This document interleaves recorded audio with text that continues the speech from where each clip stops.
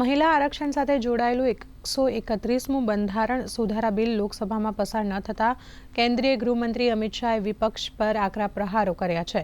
અમિત શાહે એક્સ ઉપર લખ્યું કે લોકસભામાં એક ખૂબ જ વિચિત્ર દ્રશ્ય જોવા મળ્યું। નારી શક્તિ વંદન અધિનિયમ માટે આવશ્યક બંધારણ સુધારા બિલ કોંગ્રેસ, ટીએમસી, ડીએમકે અને સમાજવાદી પાર્ટીએ પસાર ન થવા દીધું। મહિલાઓને 33% અનામત આપનાર બિલને નકારી કાઢવું ખરેખર નિંદનીય અને કલ્પના બહાર છે।